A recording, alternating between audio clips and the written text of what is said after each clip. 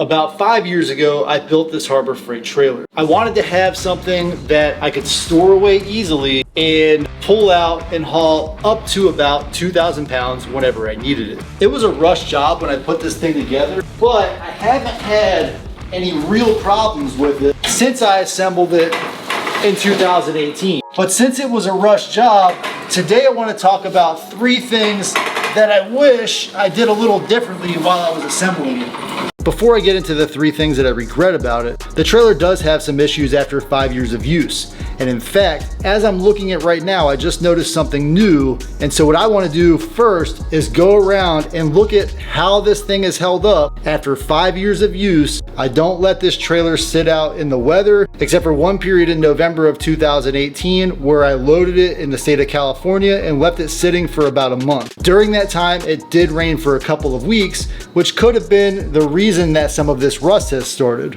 And this is the first issue I've had with this trailer. These carriage bolts, there's 2 of them, and the last time I used it, I noticed that this one was loose. These carriage bolts are some grade 8 hardware that I picked up after I was on the road one day and discovered that one of these bolts was simply missing. And the funny thing is, it was the same exact side that's currently loose right now. So I'll go in later and I'll tighten this bolt up. So this is a locking nut.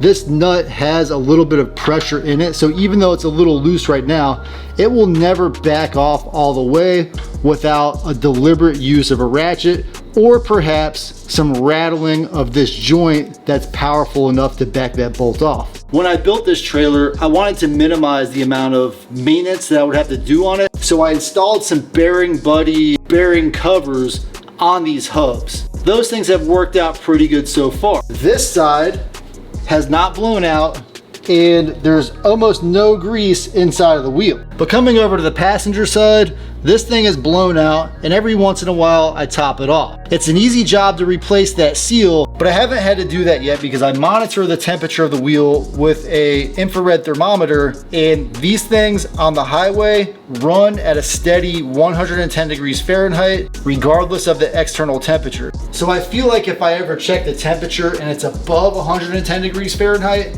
that's an indicator that I need to fix or replace the bearings in this wheel. The next problem that I have with this trailer, I just discovered today as I'm making this video, and it kind of surprises me.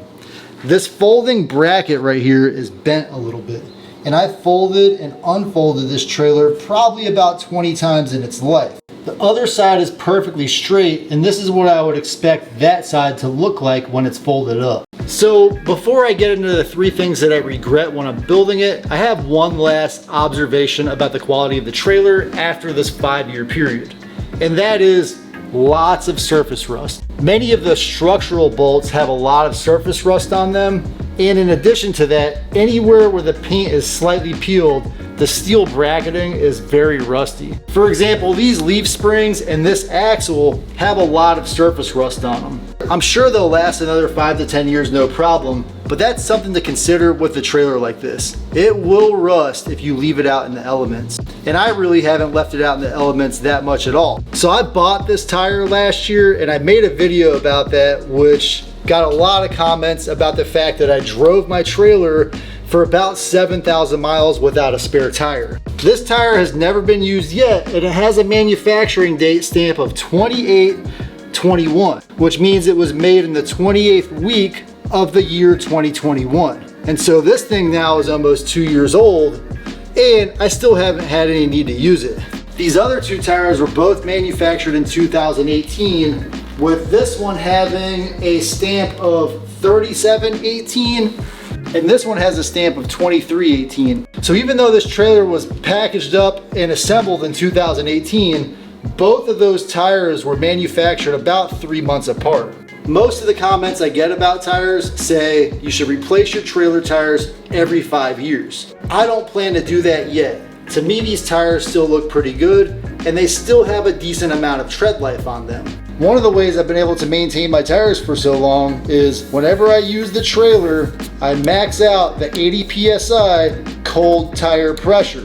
So before I hit the road, I top off my tires to 80 PSI. One of the big comments I get about how much tire pressure I use is that I'm doing it all wrong, because if I have nothing in the trailer, I should run a lower pressure so that my tires have a little more flex and built-in suspension. This trailer has built-in suspension right here with these leaf springs. And when these tires deform under load, if you're running a lower PSI, you can cause damage to the tires that you'll never actually see unless you look inside of the tire. And this brings me to my first big regret about building this trailer.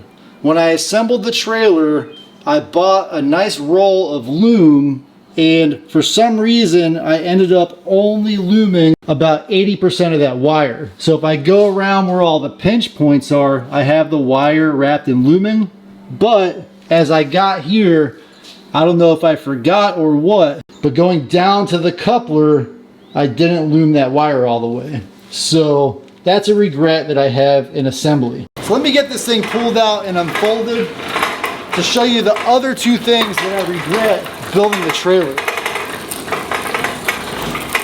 I just used 2 bungee cords to hold up the back half of this trailer, and that's plenty to keep this thing from flopping around while I'm moving it. When I unfold the trailer, I do like to lower that back half first, mainly because when I put the front portion down, it takes quite a bit of the weight off of the axle side, making it easier for me to unfold.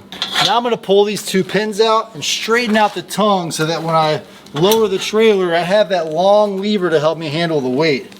I have to be a little careful here to make sure I don't flip the trailer off of its wheels. And then another thing I need to pay attention to is making sure I don't pinch these wires as I stand this up.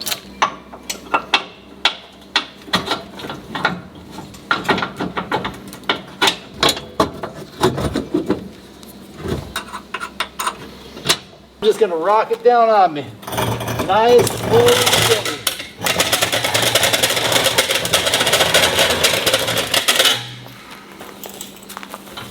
Folding this thing is super convenient, but the license plate does get bent as I allow this thing to drag. If anybody has a better solution on how to mount this plate so that it's still illuminated by the tail light, let me know in the comments. So this bracket probably needs to be replaced. Normally the trailer just lays right down in the back.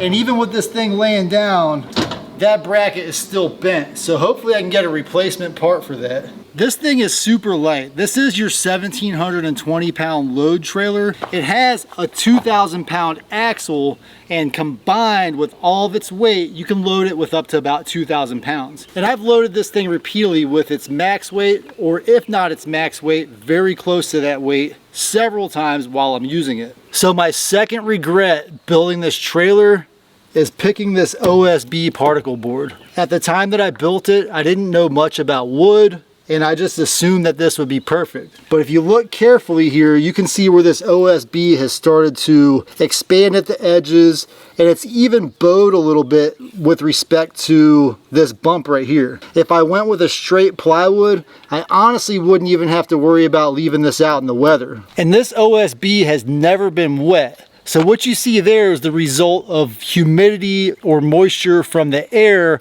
while this thing is being exposed to the elements. The worst part about making my decision to buy OSB was at the time that I built this, plywood was still relatively cheap. And so probably for around $30 to $50, I could have got a decent sheet of 3/4 inch plywood. Another cost saving decision that I regret making 5 years later is I purchased these 1/4 inch by 2 inch carriage bolts to put all around the wood so that it have a smooth surface. Now, if I do want to replace this wood, because these carriage bolts are no longer secured by the wood right here, they'll just simply spin as I try to remove them. So to get this OSB off, I'm gonna have to cut these carriage bolts with a grinder.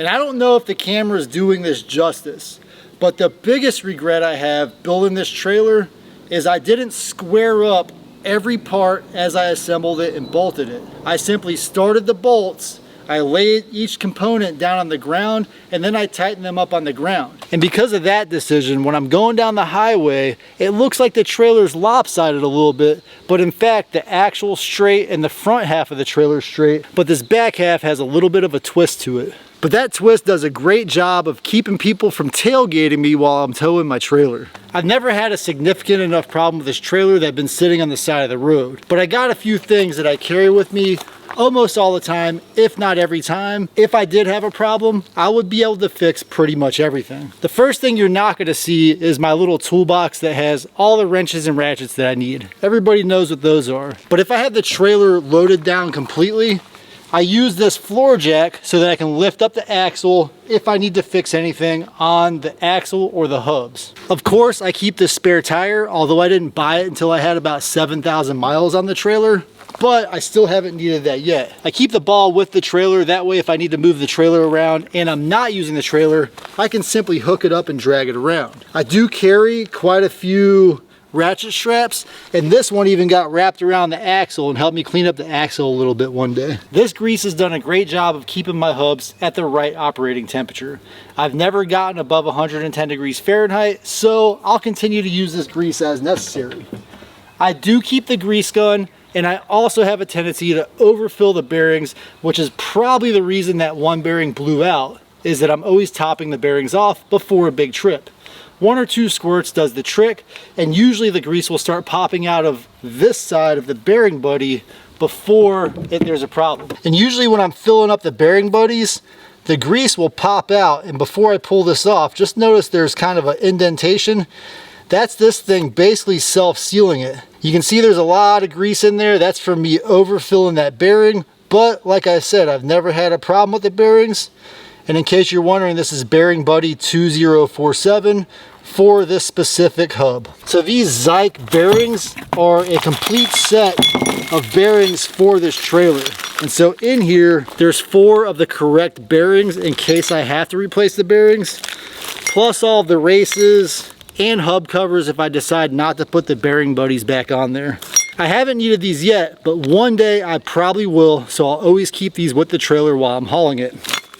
While I'm talking about bearings, if you're getting a Harbor Freight trailer for the first time, I absolutely 100% recommend that you pop the covers off and grease the bearings that are in there right now. The ones that I have in this trailer are the original bearings, and when I first got the trailer, I pulled them out and I greased them up because they had just a sliver of grease in there.